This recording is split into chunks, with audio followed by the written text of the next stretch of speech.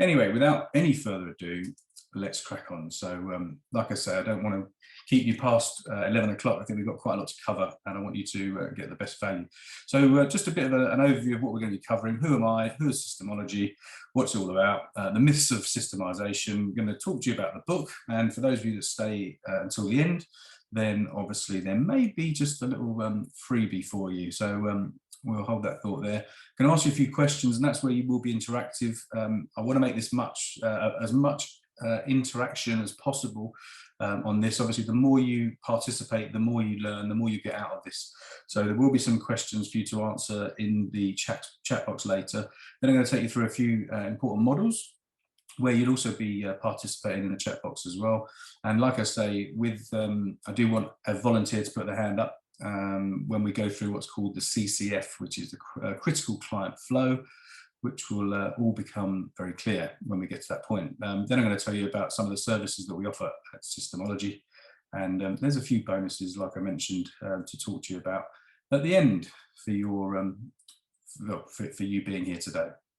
So let's get cracking. So for those of you that don't know me, some of you do, some of you don't.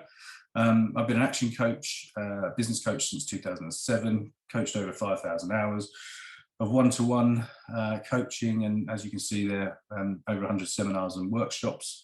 And really my mission, and I think the mission of Systemology, is to free business owners from the day-to-day operations of their businesses.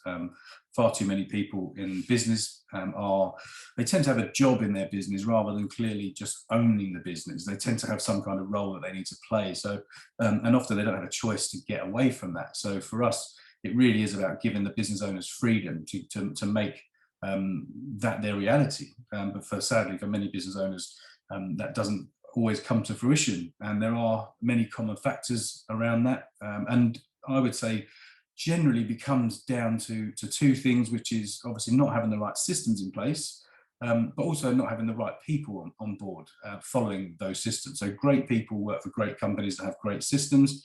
And that's what business is all about. 80% of things we do in business are repetitive tasks that either done hourly, daily, weekly, monthly, quarterly. And those are the things that we can systemize. But we need great people following great systems. So it's like 80-20. So 80% systemization, 20% humanization. Okay, so that's a bit about me. I won't go on about that.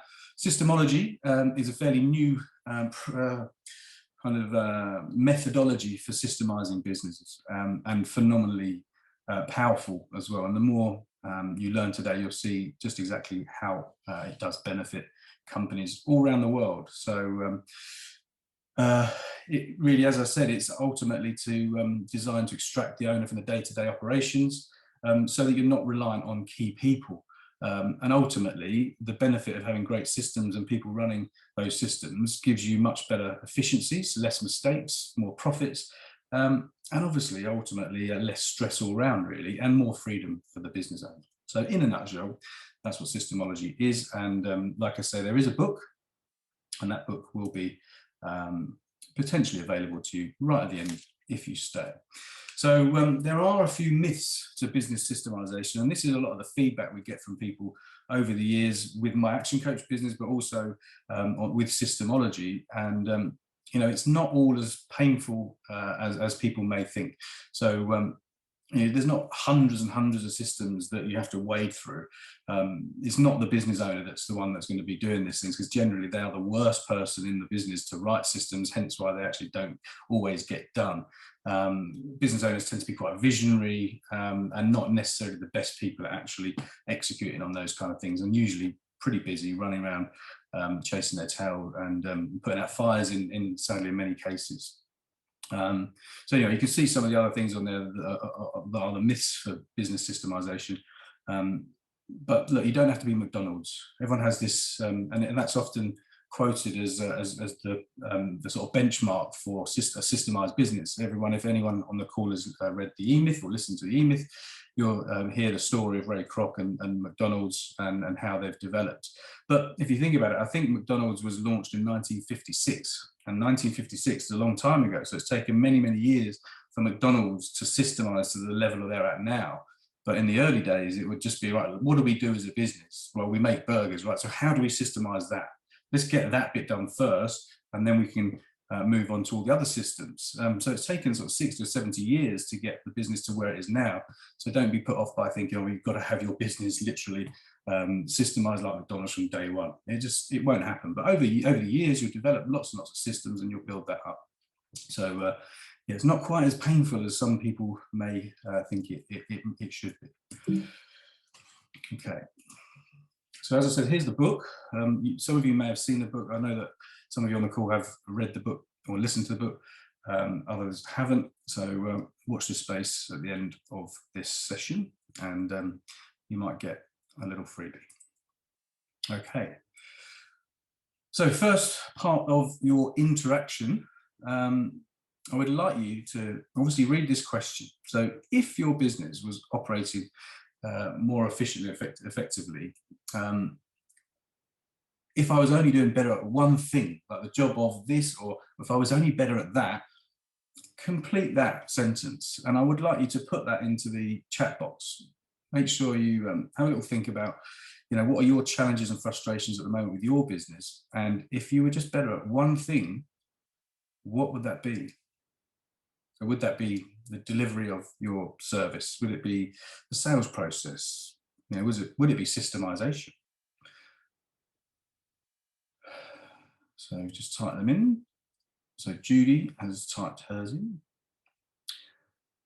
So a much better CRM system. Again, as a system. Systems, the acronym for system, by the way, if you haven't ever heard of this, if you want to write this down and write down system vertically, system stands for save yourself stress, time, energy, and money. Because ultimately, that's what all great systems should do. Save you stress, time, energy, and money. Okay, so Harold, a fellow systemologist on the call, finding and onboarding people. So that is such a classic system. It really is, but I've been coaching since 2007, and the recruitment side of things is often the biggest challenge that most business owners have issues with, or problems with, or frustrations with. That is a process. We've got a brilliant process to take all business owners through very successfully. Okay, so we've got recruitment pool, finding the right staff, systems to delegate. Yeah, without the systems, it's very difficult to delegate, isn't it? Business development process. Yeah, if it's not written down, it's all in someone's head. It causes a lot of problems, and we're going to cover that very, very shortly. Bill, delegating again. So, if you don't have systems, you can't train people on systems. I think inductions become problematic and longer than they need to, because you don't actually have a set sort of path for people to follow. So all these things are a challenge. And as with most things in business is just a whole bunch of different kind of systems. It's just a whole bunch of systems, whether it's recruitment, whether it's sales process, whether it's inductions. There's a whole bunch of different systems in a business, and we really need to look for a system solution rather than looking at the human element, because the great people run systems, but they need to have systems to follow. And for most companies that I speak to, they don't always have that in place, or they've got them in people's heads but not written down. Okay, so next question for you is, so how much is it costing you? So you're living with this issue, whether it's not having the right CRM, whether it's recruitment, how much is that actually costing you to live with that and not actually getting it sorted?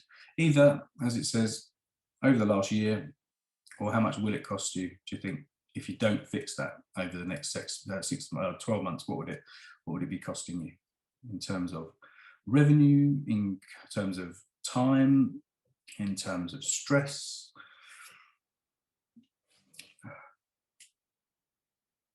Commission. Yeah, leaving money on the table, because it's not going to be as efficient as possible. Thanks, Judy. Have a little think, everyone else, and start putting your comments in, because there is a cost, and whether it's frustration and stress, or whether it's actually financial, or mistakes, which is then affecting your profitability because you're having to fix things and pay someone to do them twice, whatever it might be. So money cost, no idea, but time, love to free up 20 hours a week. Paul, that's a great comment. And there's definitely a cost to that, isn't there, in terms of and financial costs, definitely, because your time is worth something. And as a business owner, it's definitely, it should be a high value cost. Bill, opportunity cost, £300,000, less stress. Yeah, I think that's a good one, isn't it? I think that's, like you say, that's priceless. And Harold from Germany, direct costs, about £1 man a month. Yeah, what's that over the space of a year? Training up people and over again. If that person jumps off again because of frustration. Yeah, so as you can see, there's quite a lot of issues or hidden costs, I suppose, and the sort of consequences of that can be quite draining. I think as owners, it's not necessarily sustainable to live with these kind of frustrations for too long, because you get a bit demoralized and a bit demotivated. So yeah, and all can come back to systems, really can. So here's the final question of these three. On a scale of 1 to 10 there, 1 is the lowest, 10 is the highest. What would you place as a priority for you to fix that over the next 6 months, next 12 months? So just have a guess. Paul's raised his hand. 10, 10, you can't get much higher than that, can you, Judy? 8.5, 7, 8. Excellent. So I think in order to change anything in your life, whether it's business, whether it's this, whether it's a relationship in your personal life or anything, there's what's called a formula for change. Now, the formula for change, and you might want to write this down, slightly off piste here, but I think it will add some value. I think you can apply this formula, because it's a mathematical formula, to anything that you want to change in your life. So if you go back to the classroom when you were at school, when you were in maths. So I want you to open brackets and write this down. So D for dissatisfaction times V for your vision, close brackets, plus FS for first steps, and then the greater than sign, R. So what that basically means, in order to change anything, we've got to get to a certain level of dissatisfaction. And the times by the vision for the future, well, more of the same. You think, well, at some point it has to get to a certain point where you think, you know what, now is the time, I need to get something done about this, because I can't continue in this situation, because it's really stopping me from getting to the next level. So because then, you've got to do something about it. So your first steps are whatever that might be, because then it's greater than the resistance to do nothing. So let's say you were overweight and you were quite happy being overweight, but you went to the doctors tomorrow and they said, look, unless you lose some weight, then it's going to start affecting your health. You might get diabetes, whatever it might be. So then what's the first steps you do? Well, you start to look at your diet, you go to the gym, you start looking after yourself more, because the prospect of diabetes or worse is not great, is it? So you can apply that to anything, a relationship or a situation in your business, just like this. So it's good for any time in the future when you get to a certain level of pain, then that's the only time when you actually change. If everything's okay and you're just sort of pooling along quite nicely, then why would you want to change? You don't have the desire to do it. So I think sometimes to get to the level of pain is actually a positive thing, because only then will you do something about it. So, okay, thanks for your participation on that, everybody. Now, there's generally 4 stages that we find business owners are at. This is what we call the bell curve model. And really, unfortunately, a lot of business who I speak to, and I'm sure you know yourselves, or you may have even been in this position, are in survival mode.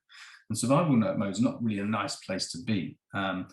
This is where you're in your business and the results aren't really great. So there's no systems in place. Everyone's doing it their own way. They're making mistakes, causing lots of stress. And the business owner very much involved with the day-to-day kind of activities. But that's not really very, very sustainable. There's not much not much fun, and it's not enjoyable. And I don't think it's why most people go into business in the first place, you know, to be in this sort of stressful mode. And at this point, it doesn't make you very happy, and the results are very up and down in terms of it's like a seesaw. So you've got to go and get the work, then you do the work, get the work, do the work, and the results do the same. And clearly, you don't progress, and that's why I think the stats that are banded around globally is that 80% of businesses go bust within 5 years. So only 20% of businesses will be here in 5 years' time that start today. And there's a whole bunch of reasons for that, but this is a big contributing factor to that. Of the 20% that are still around, in the next 5 years, 80% of those will go bust, which basically means that between now and the next 10 years, less than 4% of businesses will still be around. And a lot of those businesses go in the first 18 months to 2 years, to be honest. But that's because they don't have the right systems in place, they don't have the right people, the right management, all the things that we're going to cover. And it is ultimately often the business owner that is the bottleneck to moving that business and the people in it to the next level. Now, the stationary stage is, you know, it's obviously better than survival, but stationary is exactly what it means, what it says. It's not really progressing, it's sort of stuck. So yeah, there might be some systems in place, but generally in someone's head, and you know, it's very person dependent. And some people might follow systems, some don't. You know, you're putting out fires still. It's not a nice place to be, but the results are okay. But you know, it's not really why you went into business, and the business is just moving sideways. It's not moving. So in order to get from stationary to the next stage, you know, we've got to capture what the great people in the business are actually doing, extract it out of their heads and put it somewhere. You know, and this is what Systemology is all about. The methodology is how to extract that the great things that your great or your best employees, your team members are actually doing, and create best practice. And then we go to what we call scalable. So scalable is good. You've got some systems in place. Maybe the key deliverables of what you do as a business are maybe in place, but not really. It's not really completed. So some people are following it, some aren't. You may have these systems in a bit of software somewhere, but you may be using something like Dropbox or Google Drive. They may be stored on Word documents, but maybe they're not necessarily easily accessible. So some people are following them a lot of the time, but some people aren't. So there's still issues there, but it's still a bit clunky, you know. So that's a great place to get to, but it's not necessarily going to give you the freedom and the confidence to be able to let go. But we need to get that stuff organized in a great sort of purpose-built hub, if you like, and so that people can access it easily and conveniently and follow those. If they don't quite know how to do certain things, there's always a nice hub for them to go back to, a portal for them to use. So really, if we want to get to saleable, and look, don't think, well, I never want to sell my business, and that's fine. You know, not everyone wants to build a business and sell it. Some people actually really enjoy what they do. But what you might find is that maybe in 5 years' time or 10 years' time, you actually might want to have the choice of whether you sell it or not. But I think ultimately we want to build our businesses as if we were going to sell it one day, because that means that you as the business owner is not necessarily part of that equation. So if you did want to sell that business, if you did, at that point, obviously you can get much more money for it. If it's systemized and it's all organized and it's not in everyone's head, your team members' heads, but it's all in a nice organized place where it's easily accessible, then it becomes, I think the accountants say it's worth between 2 to 5 times more. But at that point, you might actually not want to sell it because it's now working and you're not part of that equation. You might think, you know what, I've got other things to do. I want to take time off, or I want to start another business and do it all over again, but safe in the knowledge that someone is going to, or people are going to be running that business consistently in the same way as you left it.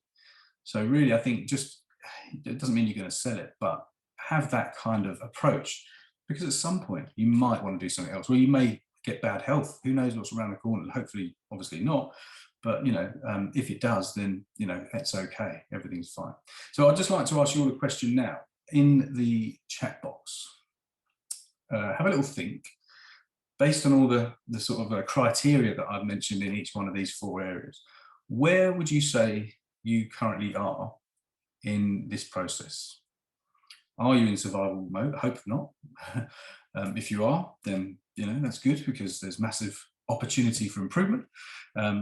Or where would you say you're in stationary mode? There's some systems not necessarily documented, but you've got good people that are doing stuff, but make a few mistakes from time to time. Or are you in scalable? Or are you in between the two? Just here we go. So Bill, thank you. Stationary, yeah. Organize, very good, Judy, very good. Stationary to scalable, multiple businesses, yeah, well, fair play to you for that. And again, for you, Justin, stationary and scalable. Okay. Anyone else? Anyone else? Anyone else? Or anything else? Speak now or forever hold your peace.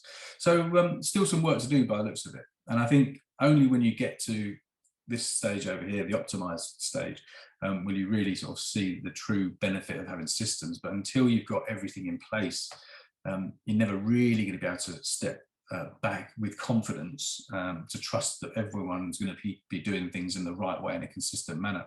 And also, if you don't get to this stage here, if you did want to sell it, then obviously it's not going to, you're not going to be able to generate or command such a nice price for it.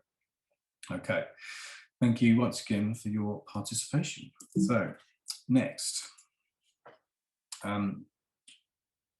model is the iceberg. And the iceberg, just like with the Titanic, what was it that sunk the Titanic? Was it the bit of ice on the top, or was it the huge mass of iceberg underneath? Obviously, it wasn't the bit on the top. It represents about 10% of what you really see in an iceberg, but there's a whole bunch of stuff going on underneath. It's the same with systems.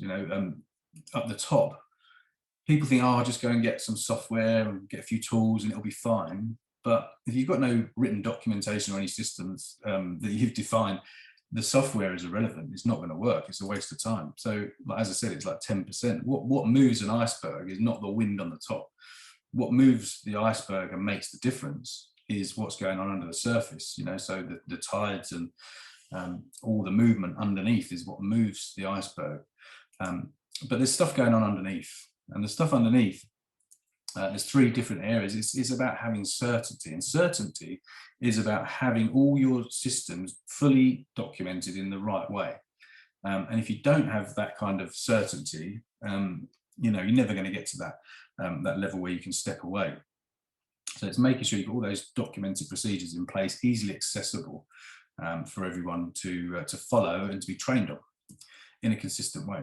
So, but also performance. So we need certainty, but we need to make sure that we're holding people accountable to do the things at the right level, with the right sort of performance levels, with the right KPIs and measurement metrics in place. Because if not, then if you don't measure what you're doing, how do you know whether you're winning or losing? It's like playing a game of golf. If you and your friend go and play golf and you both have different handicaps, and you didn't keep score, how do you know whether you're winning or losing? So it's the same in business. We need to make sure that we are accountable to deliver the targets that are set, but also to stick to the KPIs, the measurements, metrics, but then to make sure that we're on top of that on a daily, weekly, monthly, quarterly basis. So, once you've got certainty, once you've got the accountability in there and the measurements are in place and they're right, it really needs to have full buy-in from every single person in the business. Because if you've got some people follow the system, some not, then you're really, really not going to achieve what ultimately you want, which is complete business reliability. And only when you get all 3 of these in place will you achieve complete business reliability, not partial business reliability.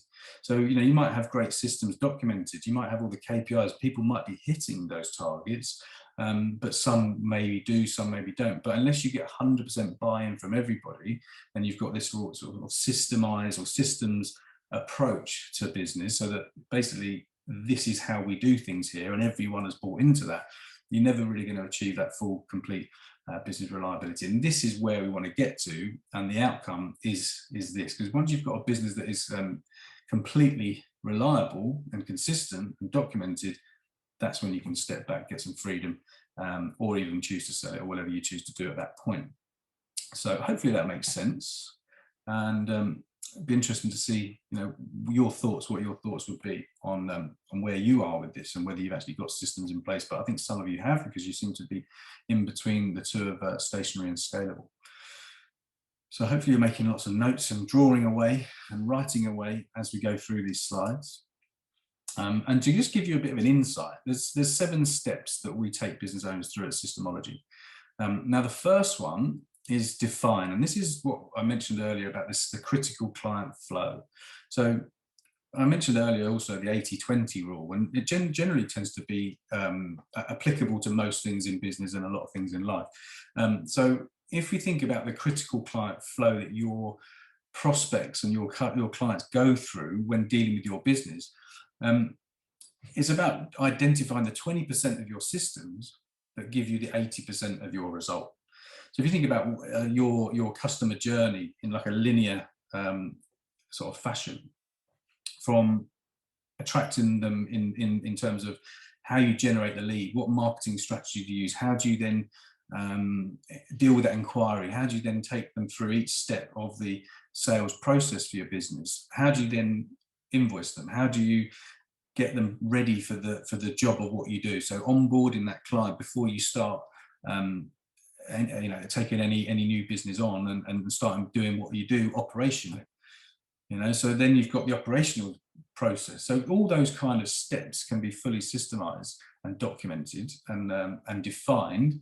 Once we've defined it, and this is what the volunteer I'm going to be asking for is going to go through. So we're going to take you through a critical client flow journey for your business, and often it identifies areas that maybe you hadn't thought about, or things that are sort of the weak links in the chain. So only when you go through that process do you have sort of light bulb moments and think, oh wow, that's where we're falling down. It's that bit in our process that's letting us down. So I'm going to go through that shortly. Once we've identified that, then you need to assign those to departments and to the key people that are currently doing those tasks to the best sort of optimal standard. And that's when we start to extract using a whole different bunch of methods. Then it's about, once we've extracted those and documented those and videoed those or screenshotted those or whatever it might be, or screen recorded, then we need to organize them in a place that's easy for everyone to access. So it's the how to do these things. Okay, and then we've got these extra, the 5, 6, and 7, which we won't necessarily go into today. So as I've said, as I've sown the seed a few times, I do need to have a volunteer. If I don't get a volunteer, I might actually have to pick someone. So here's the critical client flow. Who would like to be my volunteer? Don't all shout at once. This is going to be a very valuable session for you to use and for you to go through. So if you're feeling brave, so Judy, that's not a problem, Judy. You're not necessarily a business owner, but you go through a process, I presume.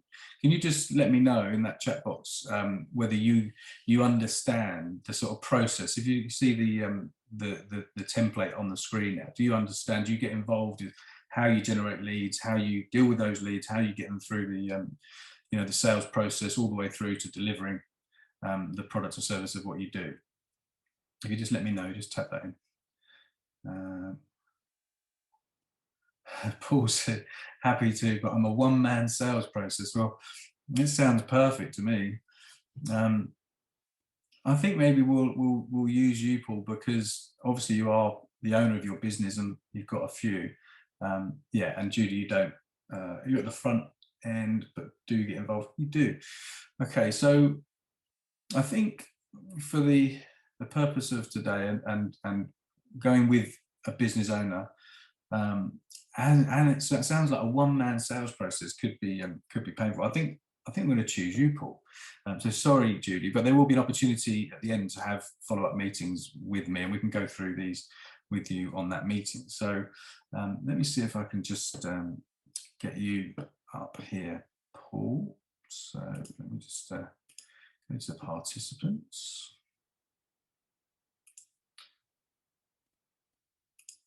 So I'm going to allow you to talk, Paul. Okay, thank you very much. Oh, hello. How are you? Yeah, I'm good. Good to meet you, Nick. Yeah, nice to meet you, and thanks for being so brave. But it's going to be really useful for you. I think what we'll go through here is what time is it now? So we'll probably spend about 10 minutes on this because I don't want to be overrunning because I want to respect people's time. But what I want to go through here is I'll explain exactly how it works. So as I said, it's a linear moment. Just broken up on me.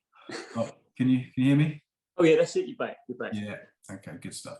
So if you think about your customer's journey, so put yourself in the shoes of one of your customers, from how you generate the lead, how you then take that inquiry, all the way through to not just delivering that product or service, but how to get referrals, how to get repeat business, how to get testimonials right at the very end. So sometimes when you break it down, it gets you thinking, and you think, oh, actually, yeah, that's an area that we're probably not as good as we should be. And in many cases, each one of these stages are not necessarily documented with the best practice. So, so without further ado, let's crack on. So, what do you do as a business? Which business are you going to be focused on for this one, then, Paul? Okay, so this business is a franchise business that delivers cost reduction or cost optimization, we call it, to corporate clients from 10 to 250 million turnovers. Okay, so if we were to say, in terms of in an ideal world, if you thought, right, if you took out, if we had our A grade clients and we had more of those, that would be just absolute utopia. That would be wonderful. In an ideal world, if we were to go with the demographic of that client, how would you define it? 50 million turnover, owner managed manufacturing business. Okay, manufacturing. Brilliant. Okay, good, nice. And what would the hook be? What would be the main product or service that they would be going for? The franchise network offers cost optimization, and I'm a sector specialist within that network. So my sectors that I provide services on to the clients are corporate insurance and R&D tax credits. Ah.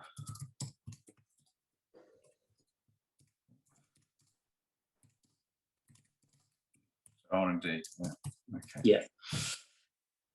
Excellent, brilliant. Okay, well, with those in mind, what are all the ways you use to generate leads? What are all the strategies you use? Okay, so I provide marketing literature that I generate or I crib from my partners, more realistically, and I distribute that to the key account managers that manage those clients. Okay, so, and what kind of stuff is that? That will be technical stuff about R&D tax credits, who's eligible, how you can utilise it, what value they are to your business. And then most business owners realise they buy corporate insurance every year, so it would be why you need to do something now, what's changing in the market, why we add value versus other brokers, that kind of stuff. So that's the marketing materials, but in terms of a strategy, how do you communicate that message or those messages, that information out? So I'll communicate that to the CAMs, the key account managers within the network, and I rely upon them to distribute it to their clients. So my messaging to the CAMs will be giving them material, and they're all lazy bastards. So I make it as easy as possible. Yeah, idiot proof. Stuff they can cut, paste, forward, and make it as idiot proof as possible. And all I really want them to do is sell a meeting or a conversation with me, and then let me deliver the service solution. Okay, so would you say that goes out in the form of emails? Or? Yeah, mainly email. We do some webinar stuff, Zooms, but yeah, mainly emails. And I'll phone a few people. For example, there'll be an announcement that a account manager has landed a new client. I'll do a bit of research into that client specifically, and I'll call them and tell them why that client needs to be talking to me. Okay, brilliant. So to get the word out there, so emails, webinars, any phone calls, is it sort of cold calling or? Yeah, well, it's not cold as such because we're part of a net. There's about 100 franchisees. About half of them manage clients, and half of us are sector specialists. So that those guys that manage clients, I'll phone them and say, "I noticed you got this client. done some research, they should be claiming R&D tax credits and they're not, or, you know, they've got an insurance problem coming because of market conditions and I can solve it. And so it'll be very direct, targeted telephone campaign. Okay, brilliant. So we'll just make these categories. So email, webinars, phone. What about referrals? Do you ever get any referrals that you do proactively? Are there any other? Do you get nice referrals from existing happy clients or strategic alliances or anyone like that?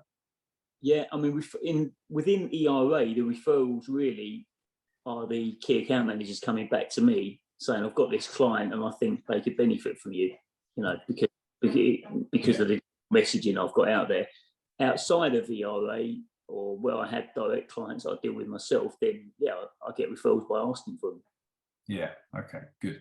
So we'll just keep it nice and simple now. So we've got 4 there, we've got 4 boxes, so we're going to use 4. You know, it's not always restricted to 4, but generally I think most companies, you know, will have about a handful of strategies that they work all at the same kind of time. Okay, good stuff. So let's assume that you know, you send the emails out, you do webinars, you have the conversation on the phone, someone will give you a referral. How does that inquiry get handled? Does someone phone you up? Do they fill out a web form? Is it an email? How do Generally, they usually a call or an email. Okay, so we'll go phone, email. So that email, is that from filling out a web form and you get an email, or is it just direct email? Just a direct. Not that it makes too much difference, but okay. So how do you then, with that inquiry, what happens next? I'll speak to the key account manager. Usually they've only told me about 10% of what I need to know. So, Okay. So I'll find the rest out and agree with them either that they schedule a group call with a client or meeting, or I just get their consent to contact the client directly and take it from there, which is what I really want to do, to be honest, because they're just the barrier to getting it done. So you speak to the account manager, and if we were to sort of put this down literally in linear steps, so you speak to the account manager, off the back of that, you then what? You contact the prospect? Identify what other information I need, because quite often they won't, you know, take insurance, for example, they won't give me fundamental information when they renew. Might get a company number, you know, if I can't find a company on a search. So basic stuff like that. So general information and background and concept. So information gathering, next step is to meet the client, meet or have a call with the client. Okay, and I will ideally, I'll just get them to step aside and I'll do that directly. But some of them, they like to babysit it and they set the meeting up, they come to the meeting, they schedule the call, all that sort of stuff. Okay, so that's a call or a meeting with the prospect. Yeah. So let's just say a meeting prospect. Okay, so once you've had that meeting with the prospect and you've done what you do, what's the next step? Well, the purpose of the meeting really is to gather information and on what their needs are, and then make a proposal. I try and do it in one meeting if I can. Identify their needs, propose a solution, and get them to engage us to crack on. Right. Okay. So that's all part of that meeting. Okay. Let's assume that you've got agreement, and they go, "Yeah, we like what you said. We agree with your proposal. We're happy to go ahead." What happens next?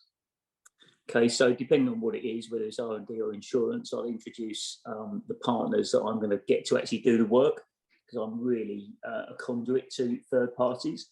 Okay. So bring in third-party insurance brokers or a third-party R&D tax advisor, and effectively hand the objectives over to them to deliver. Right. Okay. So at that point, no money is exchanged, no invoices sent, anything like that. Everything we do is contingent.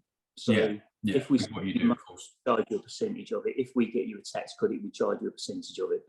So that be the engagement letter they've signed will reflect that. Yeah. Okay. So at this point, then they accept the proposal, so they have to sign that agreement. They'll sign a client engagement letter, which says if you deliver us savings, if we're talking about insurance, or if you deliver us a tax credit, if we're talking about R&D, we'll pay you a percentage of that saving and or tax credit. Okay. Fair enough. Very good. So with the money one, you know, if we were doing this together and we had a bit more time, I'd move money down to when we actually do get the money, but we'll just adapt that as we go. So what I sort of hearing then is, once you've got that agreement, you have to start a whole bunch of steps in terms of engaging with the right kind of people, you know, to do the work or to get involved with that. So that's part of the onboarding process before the work actually takes place. Is that right? Yeah, with R&D, then certainly they're regulated advisors, so they would have to onboard them, do the KYC, all that sort of stuff. But that's their systems; they take control of that, take charge of that. On insurance, there's no onboarding until a quote or a report is delivered, and they accept the report's recommendations and appoint them as their new advisor. Okay. How would you word this then? Engage with. I guess it kind of splits now. The table would split depending on whether it's insurance or R&D, because it's two different processes. But let's stick with one. Let's go with R&D route. Engage with third-party professional advisor. Okay. Let's do that then. Okay. So once that's all in place, you've engaged with them, they've agreed, and everyone's happy. In terms of delivery, well, I leave that regulated party to deliver the service. So they'll send their teams in. They'll do the investigation. They'll produce the report that goes into HMRC, and when they've agreed that report, got a sign off, they submit it and raise an invoice. So just keep it nice and simple. So all I really do during that process is just maintain contact with the client and the advisor to make sure they're both on the same page and everyone's happy with how it's progressing. Yeah, brilliant. Okay, so once you've done this step and it's been agreed, it's signed off, submitted, job done, what happens then? Client gets invoiced by the advisor, and I invoice the advisor for the introduction. Okay, let's see if we can just move this down. No, not happening. Just get that out of the way. So we're going to just pretend this money down here. Okay, so what, invoice sent? Yeah, invoicing's done between the bottom. Invoice sent stroke paid. Okay, so that in many people's eyes might mean that that's it, that's over, the process is over, but really we want to be working with this client again, and I'm presuming on the R&D side it's an annual kind of thing, isn't it? So yeah, that's right, everything I do in those regards is annual really. So then it's a checking the client satisfied that the process has had the outcome they wanted, and agreeing the time frames for repeating next year. Okay, and do you ask for referrals or ask for a testimonial or a Google review or anything like that? Not really big into the testimonial thing, but yeah, certainly ask for referrals. Yeah, so sort of repeat stroke referrals, and it's something you actually do now. Yeah, you do actually ask them. Yeah, brilliant. Okay, good. And with this process, how systemized do you think you are with this? Have you got all this kind of stuff documented? No, not at all. It's complete chaos. Yeah, it's all in my. It's not complete. It's not complete chaos, as in I don't know what I'm doing. I think I articulate it reasonably eloquently to you, but actually transferring that to somebody else and saying, do you know what, you can do this for me, would be. Yeah. So if and when you got to that point, how different would you feel about your business, or what impact or effect would that have on you personally? Well, I'm sort of neglecting this business because I haven't got enough time for it because of other business, and I would like to be able to hand this over to a person or persons to take it off me, and I just dip in and produce my little bit of expertise when required. Yeah. Which on the R&D side is virtually zero, quite frankly. I'm just a referral source. It's just a sales mechanism. On the insurance, I've got quite a bit of insurance experience and input to have, but I don't need to do all the clunky stuff around that. Yeah. Right, makes sense. Makes perfect sense. How possible did you see that in your head to be? Now that you've gone through this process and heard some of the things that I've spoken about today, can you see how it could benefit? You know, what way that, you know, could give you free your time up to be able to do some of that other stuff? Yeah, it comes back to what I said, I think, earlier on, that the challenge for me is finding the right person to step in and take that off my hands. Yeah. Oh, yeah. And then it's the right person, and it's me then investing the time in the person or delivering them a system that doesn't require much of my time, that they can just step in and seamlessly take over. Yeah. But, you know, for as long as systems and processes are in your head, then how long do you think you're destined to do it for? Yeah, forever. Forever, until they're systemized, you know. So yeah, at some point it depends on your level of pain, and going back to that formula for change, it goes back to that, to think, okay, well, how long do I want to keep this going for, or at what point am I ready to start doing something? So anyway, did you find that useful to get your head around that? Was that a useful exercise? Good. Yeah, because it's made me sit down for 5 minutes and think it through. What is the process? How would I step somebody into this? What would I, what direction can I point them in? So yeah, that's great. Thank you.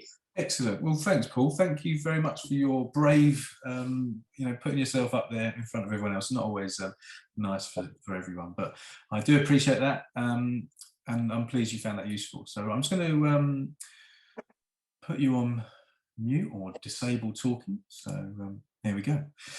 Excellent. Great. I hope other people were making lots of notes there as well when we're going through that, because you can go through exactly the same kind of process for your business and what you do and how you do it. If you would like to get a copy of this as a template, then just drop me an email. You've all got my email address, and I'll happily send you a template of that. Okay, good stuff. Right, let's look at the time. Where are we? Right, so need to crack on. So now we're looking at the futures kind of model, and looking at where you are now in your business and with your systems, and where you want to be, obviously, are two totally different things. If you're not there already, then obviously there's a gap between where you are now and where you want to be. So often this is potentially, whether you choose to sell it, as I mentioned earlier, or not, this is where the ultimate goal is: to get business freedom, get your life back, or have passive income, or sell the business, whatever you choose to do. It's entirely up to you. Obviously, before that point, you need to go through the scalable stage, like we spoke about earlier on that bell curve model. A lot of you are in the stationary mode. Thankfully, not too many, or anyone was in survival, which is always a nice thing. So obviously there's stuff to do. And if you keep doing what you've always done, you'll keep getting what you've always got. And I think Einstein said the definition of insanity is doing the same thing over and over and over again and expecting a different result. Because why would anything be different? And I say it to my clients all the time. So in order to get new results, we need to do better things, and then we need to learn how to do those better things. So from where you are to where you want to be, there's a learning curve, and there's stuff that you need to do differently to get up to here. But if you're at the point of stationary and you're struggling to get to scalable, or you're in between the two, but you want to be up here, then obviously there is a very set process that we take people through at Systemology to make that happen. Obviously, the longer you leave it, the harder it is to do, because you keep, you're building, but there's lots more stuff to still put in place. So if you want to wait 6 months or 6 years, ultimately it's entirely up to the business owner, because it doesn't happen overnight, and stuff has to happen. So the longer you leave it, obviously the longer it's going to take you to get to that point in the future. Hope that makes sense. Just to give you a few ideas, just to show you really how we do it, and the types of programs that are available to people. So I'm not going to go through these in major detail, but I just wanted to give you an idea of what's available and how we do things at Systemology. So there's a membership where you can go through, get someone in your business to literally go through the systemized step-by-step training. Obviously our training is very, very systemized, funnily enough, and it literally tells you exactly what you need to do and how you need to do that. But you will need to have someone in your team who loves systems, that can manage that process and be your systems champion. £1,300 in English money, works out to be about 1,300 quid a year. That's an annual thing, it's just recurring. There's a group program. So you work with between sort of 10, 15 other businesses in a Zoom bi-weekly coaching arrangement. You get access to all the information. Obviously, you do your homework, and then we go through that each session and set your homework for the next couple of weeks, and eventually you'll go through everything you need to go through to get all these things in place. And you'll really be focused on delivering your CCF. So it's the 20% of your systems that gives you the 80% of your general growth and things that you do on a regular basis in terms of getting new clients and keeping them happy and getting them coming back. If you don't want to be part of the group, it's like going to a group session in the gym. You can go to a group, you don't get the one-to-one, you might not get the same results as quickly, but you've got accountability. You know, you've got accountability in the group, but you have to sort of go along with everyone else. So it takes you a little bit longer, or you go through the Systemology done for you service, the concierge service, and that will make you get there a lot quicker, and it's tailored specifically to you. Obviously, you pay more for that, but that's a 3-month minimum engagement, and you can choose to carry on off the back of that if you so wish, at whatever rates may be agreed at the time. Anyway, that just gives you an idea. I don't want to sort of harp on about that, but those are the 3 main products and services that we offer. So I've got a couple of little bonuses here for you. Like I said at the start, if you'd like to find out more, or if you want to ask me a whole bunch of questions, then I've created this little Google form here. You can just fill this out. So what I'll do now, I'll stick that in the chat box. If you wanted to do that, obviously no obligation, chat with me. There's that link, and happy to have, you know, a 45-minute, half an hour or hour session, depending on whatever it is we need to talk about, and ask me whatever you need to ask me. Be more than happy to do that. The other option, you're also more than